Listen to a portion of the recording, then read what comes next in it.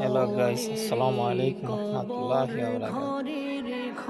আজকে আমি এমনি বাইরেতে গেছি, যাওয়াতে দেখতেছি যে খাঁচায় পাখি।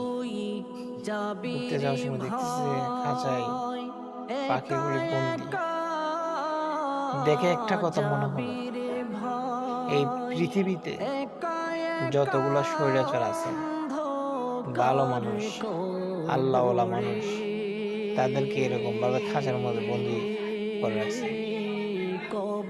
কারণ একটাই কারণ, তারা নেই অন্যায়ের বিরুদ্ধে সবসময় কথা বলতো, যার কারণে তাদেরকে এরকম ভাবে পাখির মতো বন্দি করে রাখত।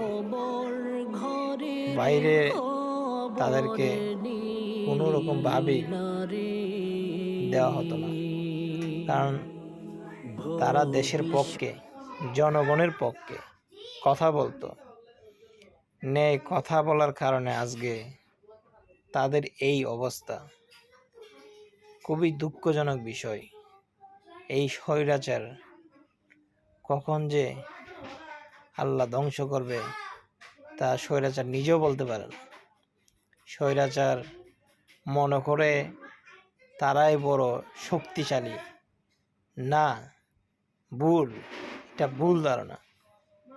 কখনো স্বৈরাচার শক্তিশালী হইতে পারে না, কারণ আল্লাহ পাক রাব্বুল আলামিন হচ্ছে সব থেকে বড় শক্তিশালী। আল্লাহর উপরে শক্তিশালী কেউ নেই। এর জন্য তোমরা যতই স্বৈরাচারগিরি করো না কেন, একদিন তোমাদের ওই স্বৈরাচার থাকবে না।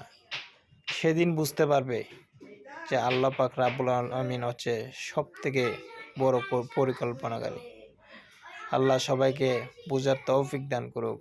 সবাই বলে আমিন, সুম্মা আমিন।